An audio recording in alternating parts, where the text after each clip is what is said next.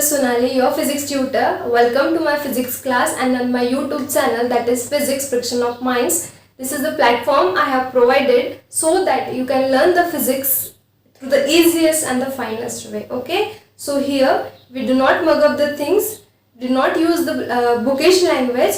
We go through the concept and we try to understand the subject from as close as possible. Okay, so if you'll go through this way, definitely one day you will fall in love with the physics. Okay, so the chapter that we are talking about is electromagnetic induction. So we have seen all the basic concepts, the working principle, the Faraday's law, Lane's law. We have seen how the EMI takes place. We have seen how the EMF and the current get induced inside the coil. Okay, so ये सारी चीज़ें आपको पता है. और last lecture में हमने देखा कि EMF इंड्यूस्ड हो रहा है, मतलब certain electrical energy is there, right. So ये इलेक्ट्रिकल एनर्जी आई कहाँ से, राइट, क्योंकि एनर्जी जो है वो खुद से तो जनरेट होती नहीं है, law of conservation of energy है. कोई एनर्जी अगर क्रिएट नहीं करता है तो ये इलेक्ट्रिकल एनर्जी कहाँ से आई.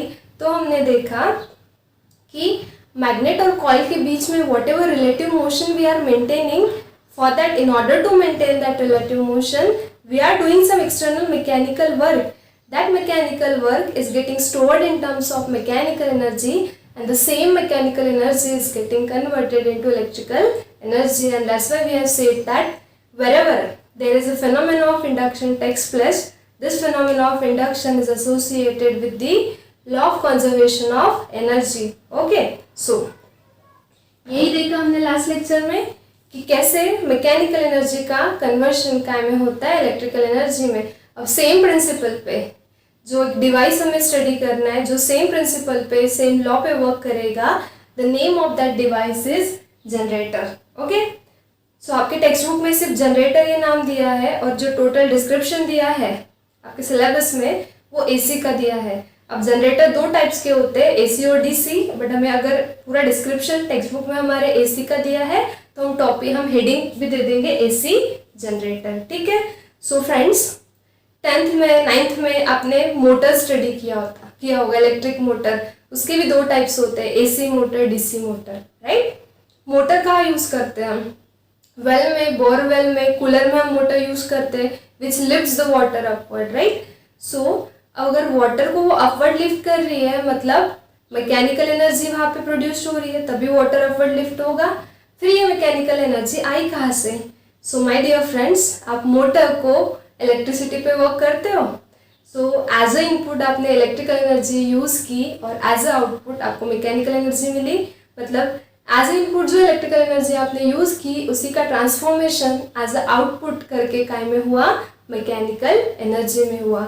मीन्स मोटर के केस में क्या होता है, we use electrical energy as a input and the same electrical energy gets converted into mechanical energy as a output. So that is the about motor, which uses the current, which uses the electrical energy, converts electrical energy to mechanical energy, and using this mechanical energy it is able or it is capable to lift the water upward. Okay, so that is the simple working principle of motor. Okay, but in this lecture we are going to discuss about the generator. So generator और motor का construction भले ही same दिखता होगा, but दोनों में बहुत बड़ा difference है कि यहाँ पे एज ए इनपुट आप इलेक्ट्रिकल एनर्जी यूज़ कर रहे हो, एज आउटपुट आप मैकेनिकल एनर्जी प्रोड्यूस या फिर ट्रांसफॉर्म कर रहे हो. बट जनरेटर क्या करता है, ये तो इलेक्ट्रिसिटी जनरेट करता है. मतलब जनरेटर में क्या होता है, इलेक्ट्रिकल एनर्जी जो है वो एज आउटपुट करके जनरेट होती है, बट इलेक्ट्रिकल एनर्जी जनरेट करने के लिए as a input you use a mechanical energy. Okay, यही हम दो लेक्चर से डिस्कस करते आ रहे, that mechanical energy gets converted into electrical energy. Okay, और ये कौन से प्रिंसिपल पे वर्क करेगा? Obviously it will work on the principle of electromagnetic induction. Understood? So here you will not use any kind of source which will generate the current. Okay, because here you have to induce the current, that's why we call it as a generator which generates the electricity. Okay, so that is the basic difference in between two. So motor converts electrical energy to mechanical energy. But a generator is a device which converts mechanical energy into electrical energy in form of AC current. Why AC current? Because we are talking about AC generator. If you are talking about a DC generator, यहाँ पे in form of क्या आएगा? DC current. ठीक है? So ये था simple सा difference जो आपको पता होना चाहिए जनरेटर और मोटर के बीच. ठीक है. अब एक छोटी सी स्टोरी है इसके पीछे. देखो, पहले जब अल्टरनेटिंग करंट नहीं पता था तो डीसी करंट यूज होता था. DC current means direct current which goes directly, जिसकी फ्रीक्वेंसी थी 0 hertz. Okay, so this DC current has been invented by the scientist Edison, Thomas Edison. हम जैसे कहते हैं बल्ब के इन्वेंशन के लिए हम इन्हें क्रेडिट देते हैं, थॉमस एडिसन, राइट. अब उसके बाद there came a next scientist. The name of that scientist is Nicholas Tesla. And the Nicholas Tesla ने alternating current का concept बताया. क्यों? क्योंकि DC करंट जनरेट करना थोड़ा सा कॉस्टली हो रहा था. क्योंकि यहाँ पे ये करंट जनरेट करने के लिए जो बैटरी आप यूज़ कर रहे थे, जो केमिकल्स आप यूज़ कर रहे थे, आप मतलब एडिसन, वो थोड़े से कॉस्टली थे. सो फॉर दैट पर्पज़ कोई ऐसा एक कन्वीनियंट कॉन्सेप्ट हमें चाहिए था कि जो हमें करंट तो दे बट जो कॉस्ट फ्री हो, राइट, जो चीप हो. So that has been given by Nicholas Tesla. He has given us the concept of alternating current having a frequency of 50 hertz. Okay, that means in 1 second this current changes its direction how many times? Its frequency is 50 hertz. That means it's changing its direction 100 times. क्योंकि एक cycle, इसकी frequency 50 hertz है, मतलब 50 cycles complete होगी एक second में. और एक साइकिल में करंट अपनी डायरेक्शन कितने बार बदलता है? ये 2. सो फ्रीक्वेंसी अगर 50 हर्ट्ज है, that means this current is changing its direction 100 times. So this current can flow very rapidly through a long distance and it is cost free. Okay, so this is more convenient than this, and that's why in order to generate this AC current,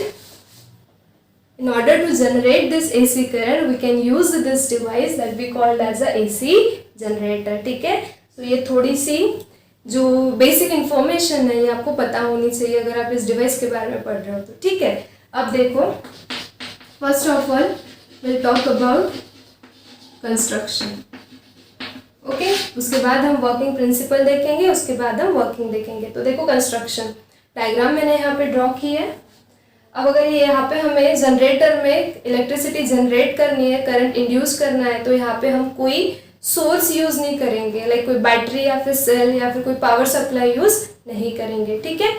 सो अगर ये EMI के principal पे अगर work करता है तो 2 ही requirement है हमारी. एक मैग्नेट चाहिए जो मैग्नेटिक फील्ड क्रिएट करेगा, दूसरा कॉइल चाहिए जिसमें करंट इंड्यूस्ड होगा, right. So as you can see in figure, we have used 2 poles of a strong magnet. This is north pole, this is south pole, and in between these 2 poles, अब ये 2 poles क्या करेंगे? Magnetic field create करेंगे. अब अगर ये north pole है, ये साउथ पोल है, तो आपको पता है, suppose this poles are providing a magnetic field which is uniform in nature, right? And the field is uniform, then lines of force are always denoted by equidistant parallel lines, and it always starts from north pole end to south pole. So this will be a lines of force that actually represents a magnetic field and magnetic flux. Okay, so you can see the lines of force here, which is also called as a magnetic field lines.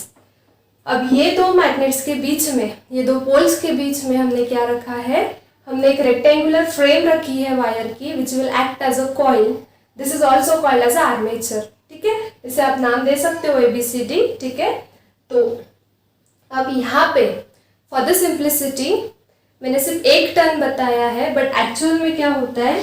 Soft iron core होता है, और soft iron core के ऊपर इस तरह से ये जो कॉपर वायर है, इस तरह से ये वुंड की भी होती है, having n number of turns. Okay. So this armature or this rectangular coil of a copper wire is having n number of turns. क्योंकि जितने टर्न्स ज़्यादा रहेंगे उतना करंट ज़्यादा इंड्यूस्ड होगा. ये हमने फर्स्ट लेक्चर में देखा है. ठीक है. उसके बाद अब देखो क्या होगा. अब पहले बेसिक चीज़ आप समझ लो, क्योंकि ये समझ में आ गया तो ये आगे आपको इंटरेस्ट आएगा इस टॉपिक में. तो देखो यहाँ पे क्या हो रहा है, यहाँ पे आपको क्या करना है, रिलेटिव मोशन करना है, तभी इलेक्ट्रोमैग्नेटिक इंडक्शन होगा। सो अब ये जो पोल्स है, ये जो पोल्स है मैग्नेट के, ये तो कांस्टेंट है, मतलब आपको क्या करना है, कांस्टेंट, इन दो कांस्टेंट पोल्स के बीच आपको इस कॉइल को, इस फ्रेम को, इस आर्मेचर को रोटेट करना है। अब वो रोटेट करने के लिए आप कोई भी एक्सटर्नल एजेंसी यूज कर सकते हो। आप इसे एक हैंडल से कनेक्ट कर दो, वो हैंडल अगर घुमाया तो क्या होगा, ये कॉइल रोटेट होगी with constant angular velocity omega. Coil अगर रोटेट हो रही है कांस्टेंट मैग्नेटिक फील्ड में, तो क्या होगा, इस कॉइल के साथ जो फ्लक्स लिंक हुआ है वो चेंज होते जाएगा।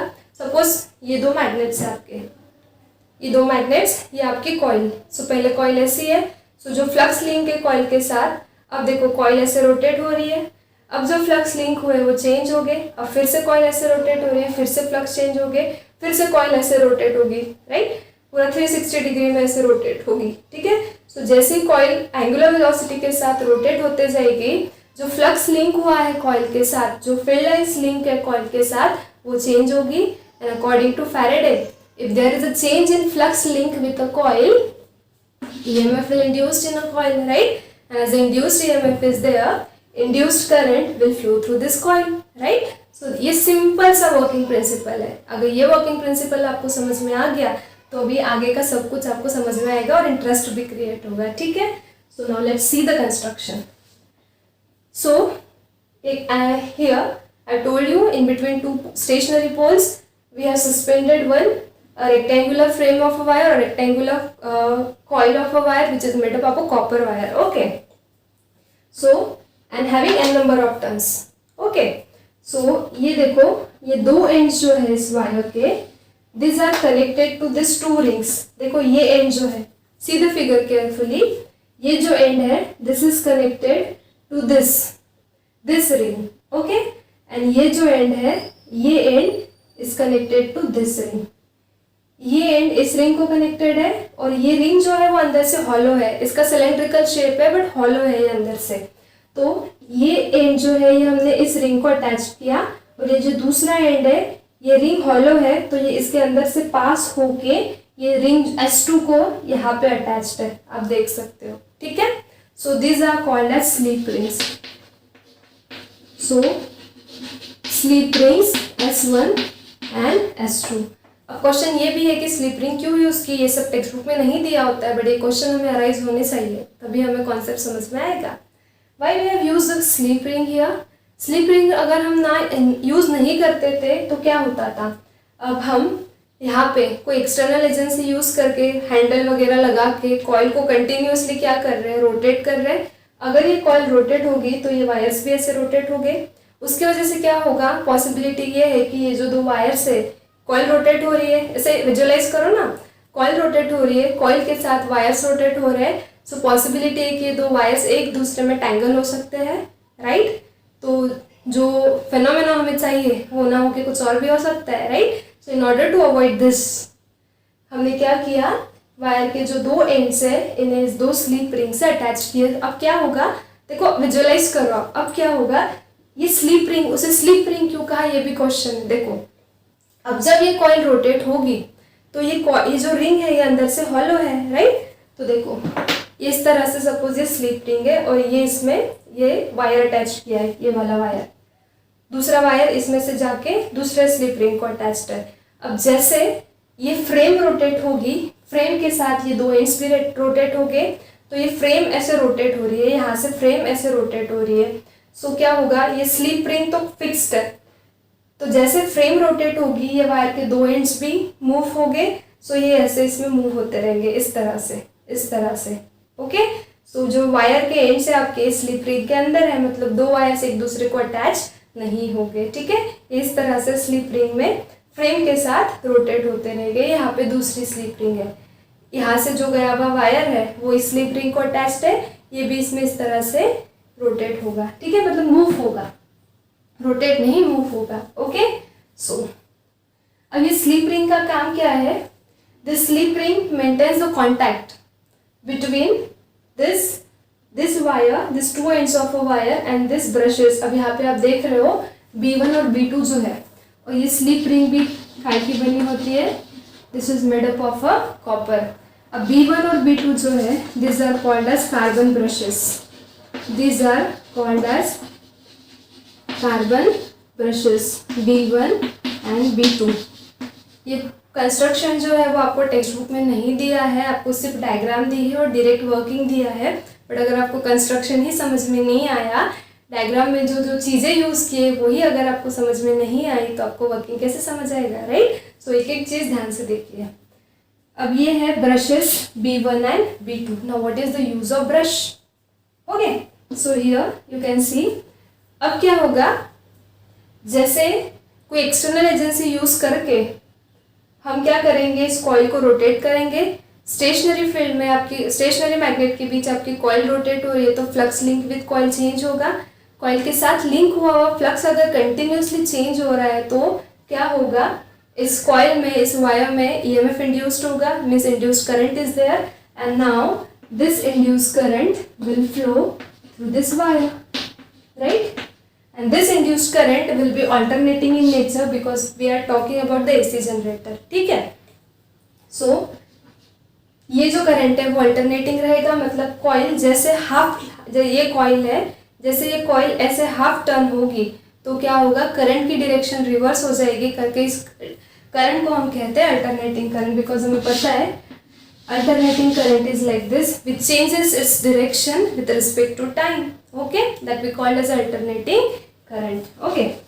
so अब यहाँ पे brushes क्यों यूज किए हैं, that was our topic of discussion। so see here, अब जो current यहाँ पे induced हो रहा है because of the phenomena of electromagnetic induction, वो current इस कार्बन ब्रशेस के थ्रू इधर जाएगा, मतलब यहाँ पे इलेक्ट्रिकल कांटेक्ट मेंटेन है। और यहाँ पे क्या यूज़ किया है आपने, यहाँ पे आपने यूज़ किया है एक बल्ब। अब अगर ये इलेक्ट्रिकल कनेक्टिविटी मेंटेन रख रहा है तो यहाँ से करंट इस तरह से फ्लो होगा, और अगर यहाँ तक करंट आ गया तो ये बल्ब क्या होगा, ग्लो होगा। बल्ब ग्लो हो रहा है मतलब जनरेटर वर्क कर रहा है, जनरेटर ने इलेक्ट्रिसिटी प्रोड्यूस कर दी, जनरेटर ने मैकेनिकल एनर्जी का कन्वर्शन इलेक्ट्रिकल एनर्जी में कर दिया। अब इलेक्ट्रिकल एनर्जी तो मिल गई, मैकेनिकल एनर्जी कहाँ थी, तो मैंने पहले ही कहा था, ये देखो यहाँ पे ये ड्रॉ नहीं किया टेक्स्ट बुक में, ये मैंने ड्रॉ किया। यहाँ पे एक हैंडल कनेक्ट होता है। अब ये डॉटेड लाइन क्या है, तो ये इस फ्रेम की, इस रेक्टेंगुलर फ्रेम की एक्सिस है, बिकॉज आपको पता है कोई भी ऑब्जेक्ट या फिर कोई भी रिजिड बॉडी जब रोटेट होती है तो एक फिक्स एक्सिस के अलॉन्ग रोटेट होती है जो उसके सेंटर में से पास होती है, right. So this is the axis, और इसे हमने कनेक्ट कर दिया हैंडल। अब आप बोलोगे कि इतने नीचे कैसे, ये हैंडल आप यहाँ पे भी लगा सकते हो इस तरह से। तो ये हैंडल को मूव करो, हैंडल को मूव कर रहे हो मतलब आप फोर्स लगा के डिस्प्लेसमेंट कर रहे हो, राइट। और एल्स यू कैन से आप टॉर्क लगा रहे हो, उसके वजह से क्या हो रहा है, ये टॉर्क, ये अप्लाइड टॉर्क, ये टॉर्क आप ऊपर भी दिखा सकते हो ऐसे। इस टॉर्क की वजह से क्या हो रहा है, कॉइल रोटेट हो रही है। कॉइल रोटेट होने की वजह से फ्लक्स लिंक जो हुआ है कॉइल के साथ वो चेंज हो रहा है, कॉइल में EMF इंड्यूस्ड हो रहा है, करके इंड्यूस करंट फ्लो हो रहा है, और ये यहाँ से इस तरह से करंट फ्लो होके यहाँ तक अगर रीच हो गया तो बल्ब ग्लो हो जाएगा। गैल्वेनोमीटर यूज करोगे तो गैल्वेनोमीटर डिफ्लेक्शन दिखा देगा, मतलब क्या, हमारा जनरेटर जो है अभी वो वर्क कर रहा है, right. On which principle, on the principle of electromagnetic induction, understood. So this is the simple construction. अब देखो यहाँ पे मतलब स्लिप रिंग क्या कर रही है, slip ring is maintaining a contact between two ends of a wire and a carbon brushes, okay. और कार्बन ब्रशेस क्या कर रहे हैं, this are maintaining a contact between this slip ring and this wire, जहाँ पे हमने क्या किया है, एक रेजिस्टेंस यूज किया है, रेजिस्टेंस के एज अ रेजिस्टेंस बल्ब लगाया है जो ग्लो होगा, मतलब जनरेटर वर्क कर रहा है, ठीक है। सो ऑल इन ऑल यहाँ पे इलेक्ट्रोमैग्नेटिक इंडक्शन का फेनोमेना हो रहा है, यहाँ पे मैकेनिकल एनर्जी जो हमने प्रोवाइड की उसका कन्वर्शन इलेक्ट्रिकल एनर्जी में हो रहा है, करंट इंड्यूस्ड हो रहा है, और वो करंट कैसा है नेचर में, it is alternating in nature, that we called as AC current. ये हमने थ्योरेटिकली बोल दिया। अब करंट AC ही क्यों है, क्यों डायरेक्शन रिवर्स कर रहा है, ये सब भी मैं आपको बता सकती हूँ, बट ये हमारे सिलेबस के आउट ऑफ स्कोप है, क्योंकि ये 9th-10th का साइंस है जिसमें बताया जाता है कि कैसे करंट डायरेक्शन चेंज करता है for each half rotation of coil. Okay, आपको इतना ध्यान में रखना है, एसी जनरेटर स्टडी कर रहे हैं, कंस्ट्रक्शन देखा तो ऑब्वियसली जो करंट है वो भी एसी करंट जनरेट हो रहा है। बट अब क्या करना है मैं आपको बता सकती हूँ कि कैसे ये करंट अपनी डायरेक्शन चेंज करता है for each half rotation of coil, but this is out of scope of syllabus. अब हमारा लेक्चर उतना ही लेंदी होगा और ये हमें एग्जाम में नहीं आएगा, और ये हमने एक पढ़ चुके हैं राइट 9th-10th में। ये अज्यूम करके मैं आगे बढ़ रही हूँ, ठीक है, कि आपको ये पता है। तो अब अगर ये करंट एसी करंट है, अगर ये करंट एसी करंट है, ये मैंने थ्योरेटिकली बोल दिया, but where is the mathematical proof? Because physics demands for mathematical proof. So construction समझ में आ गया। ये हमने डिसाइड कर लिया that now because of the phenomena of electromagnetic induction induced current is flowing through this frame, that wire, that current is alternating in nature. But now you have to prove mathematically that yes, that current is alternating in nature.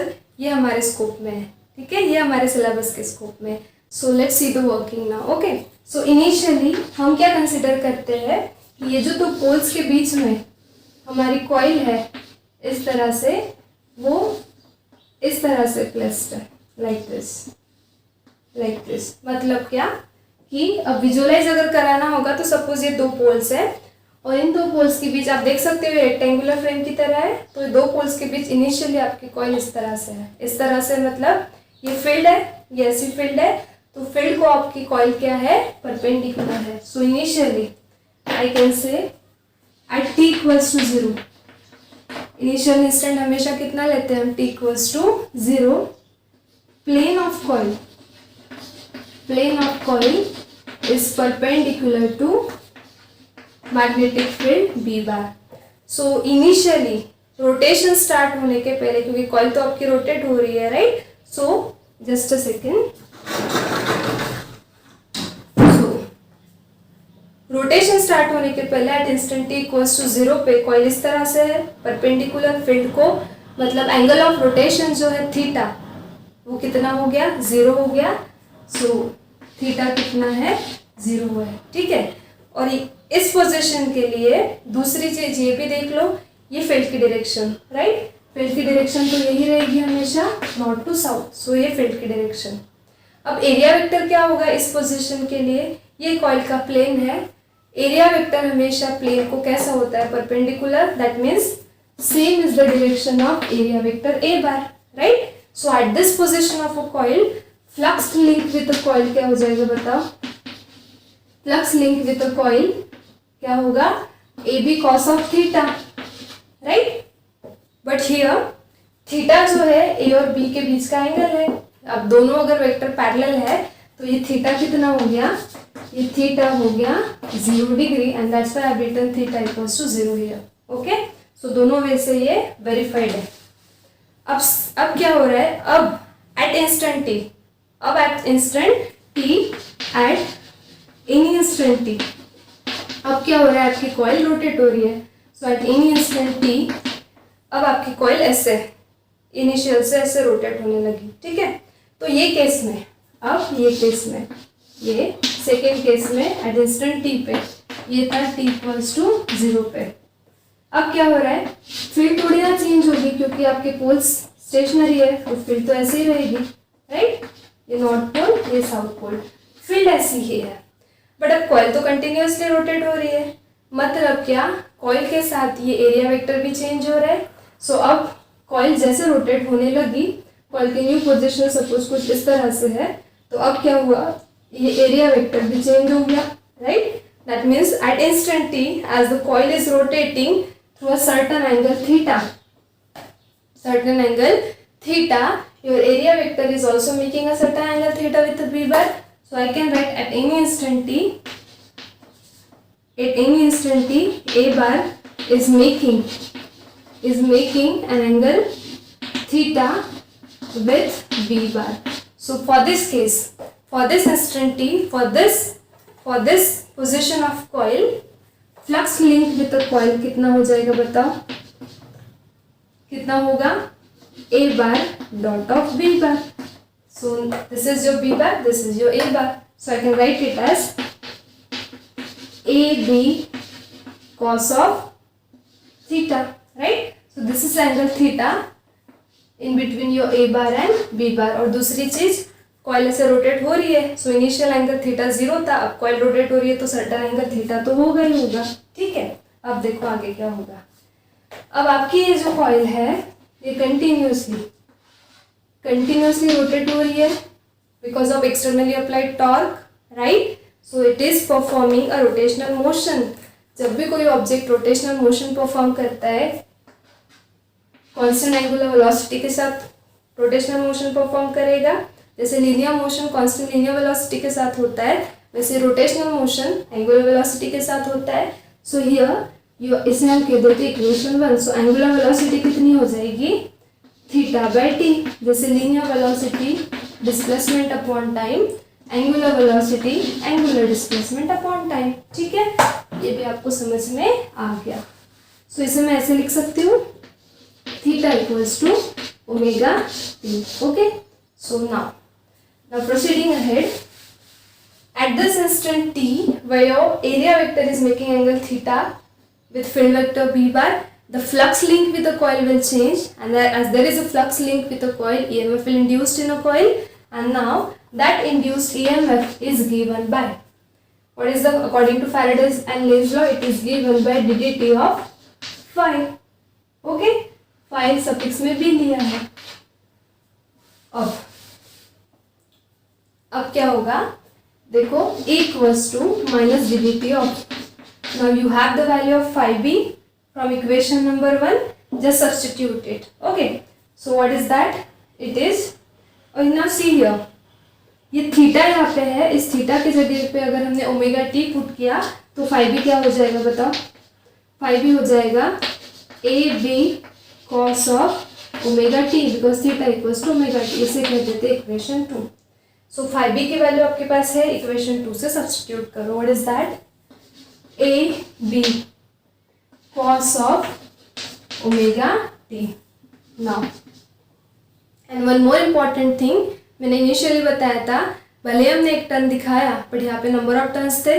सो यहाँ पे flux link for every turn consider करना पड़ेगा।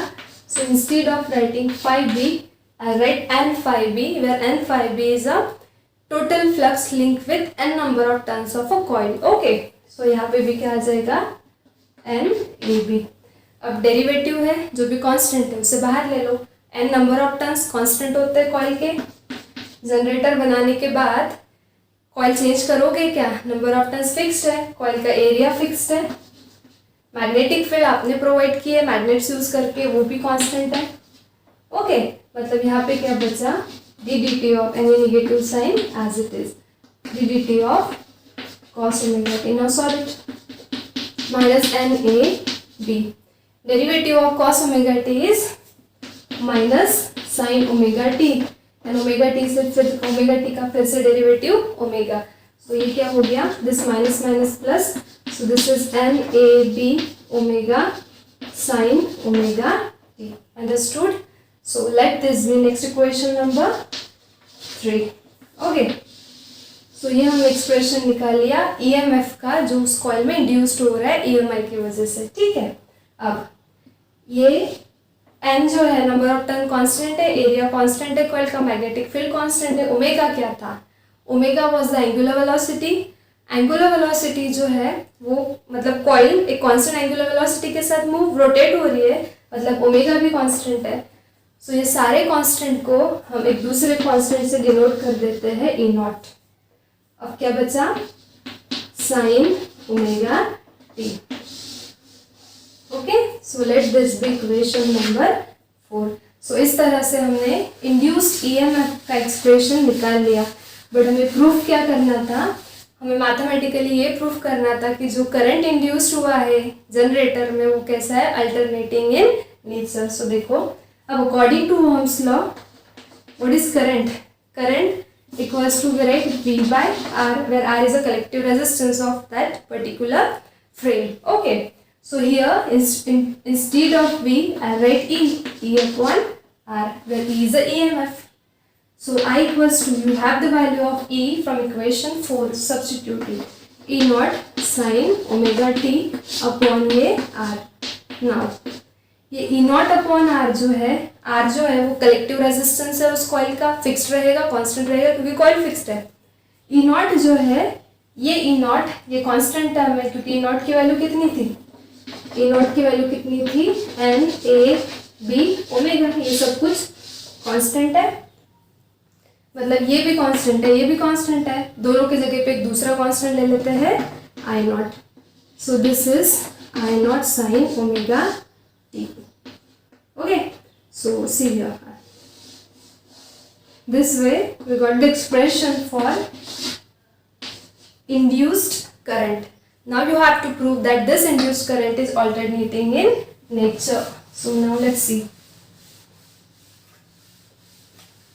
See here, in this expression sine term is there. So if we'll plot a graph of, if I'll plot a graph of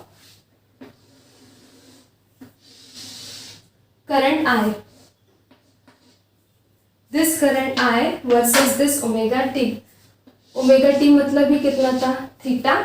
यहाँ पे हमने लिखा था where theta equals to omega t, where theta is angle of rotation, right? So देखो ये theta और यहाँ पे हम टाइम भी ले सकते हैं. तो बताओ initially at instant t equals to 0, at instant t equals to 0 आपका एंगल कितना था, थीटा 0. उसके बाद आपने क्या किया, कॉइल को ऐसे रोटेट किया, राइट, 90 डिग्री से. फिर से आपने कॉइल को ये देखो ऐसे, ये 90 डिग्री से रोटेट किया, फिर 90 डिग्री से रोटेट किया, फिर 90 डिग्री से रोटेट किया, इस तरह से, right. So here 90, then 180, initial position से 180, then 270 and this is 360. So this is your theta axis. Theta equals to ही क्या था, ओमेगा टी, और this is your t axis. अब टाइम इंटरवल टी में एक पूरा रोटेशन कंप्लीट हो रहा है कॉइल का यहाँ पे, ठीक है. मतलब हाफ रोटेशन का कंप्लीट होगा, ये ऐसा था, ये ऐसा कब होगा, हाफ टाइम में, मतलब ये हो जाएगा t/2. यहाँ पे आ जाएगा 90 डिग्री में, 90 डिग्री से जब रोटेट हुआ था 1/4 रोटेट हुआ, मतलब t/4, t/2 यहाँ पे क्या आ जाएगा 3t/4 and here t. Okay, so this way हमने पॉइंट मतलब जो है प्लॉट कर लिए. अब देखो आपका जो ग्राफ है वो एक्सप्रेशन में ही साइन टर्म है, मतलब आपका जो ग्राफ होगा वो साइनोसाइडल होगा. साइनोसाइडल ग्राफ हमेशा इस तरह से बताया जाता है, ठीक है. So this graph will be like this. Okay, it will be like this. Okay, and now you see the graph, nature of a graph. This is the sinusoidal in nature. That means here, see, ये current axis है ना, that means your current is changing its direction, and as the current is changing its direction in equal interval of time, what I can say, this current is alternating in nature, and that's why, this is the reason why your AC generator generates the AC current. We have proved it mathematically. Okay, now you see here, this point and this point, यहाँ पे आपका जो current है वो maximum है, यहाँ पे भी आपका करंट जो है वो निगेटिव रेंज में मैक्सिमम है. अब ये एंगल कितना है देखो आप, ये आपका एक्सप्रेशन था, राइट. ये 5 plus I equals to I naught sine omega T, मतलब ये कितना होता है, theta. So I can write I naught sine of theta. Okay, so now see here I equals to I naught. 90 degree पे आपका current I not है, इसे pick value कहते हैं, which is maximum current, maximum induced alternating current. So see, if I put theta, कितना है theta 90, sign 90 कितना होता है 1, साइन 90 अगर 1 हो गया मतलब क्या मिला आपको, आई इक्वल्स टू आई नॉट. देख सकते हो यहाँ पे इस 90 डिग्री एंगल के लिए आपका आई मतलब कितना है, आई नॉट. अभी नीचे ये एंगल कितना है 270, यहाँ पे थीटा था आपका 90. Now for theta equals to 270 degree, substitute the value, I equals to I naught sine of 270, यहाँ पे आपका थीटा 90. ओके, और जनरल एक्सप्रेशन था आपका I equals to I naught sine of theta. Okay, so theta की value ये 90 put की, जहाँ पे आपका करंट मैक्सिमम है, तो देखो मैथमेटिकली भी मिल गया I equals to I naught. For theta 270 substitute the value. Sine 270 कितना होता है -1, अगर यहाँ ए वैल्यू -1 हो गई तो ये क्या हो जाएगा -I नॉट। मतलब जब थीटा 270 है तो करंट की वैल्यू कितनी है -I not. Now see here this value is -I not when your theta is 270 degree. See this, and this is I naught when theta is 90. So इससे क्या conclusion निकलता है, at theta equals to 90 and 270 degree induced current will have its maximum value which is equals to plus minus at theta 90 or 270 degree induced current having its maximum value 90 degree के लिए I not plus I not, 270 के लिए minus I not. So this is plus minus I naught. Okay. So when the rotation of coil or when the angle of rotation of a coil will be 90 degree and 270 degree, the EMF or the current that has been induced inside that coil will have its maximum value which is denoted by I naught. This is the maximum value जिसे हम peak value कहते हैं. इसे pick value भी कहा जाता है. और यहाँ पे भी ये क्या है, peak value in negative direction. Okay. So जब आपकी कॉइल 90 डिग्री से और 270 डिग्री से रोटेट होगी इनिशियल पोजीशन से, तो उस कॉइल में उस पोजीशन के लिए जो ईएमएफ और करंट इंड्यूस्ड हुआ है वो कैसे रहेगा, मैक्सिमम. ये भी प्रूव्ड हो गया. और जो करंट इंड्यूस्ड हो रहा है वो कैसा है, ऑल्टरनेटिंग इन नेचर, ये भी प्रूव्ड हो गया. ठीक है. सो ये वीडियो में जो जो डिटेल्स बताए हैं, ठीक है, टेक्स्ट बुक रेफर करोगे तो बहुत सारी चीज़ें मिसिंग है. डायरेक्ट थियोरी दी है, डायरेक्ट एक्सप्रेशंस दिए हैं. सो आपको कॉन्सेप्चुअली जाना है इस वजह से. Okay. So I hope this point is clear now. Okay. So next lecture will see the next point. Until then, stay studious, stay curious. Thank you.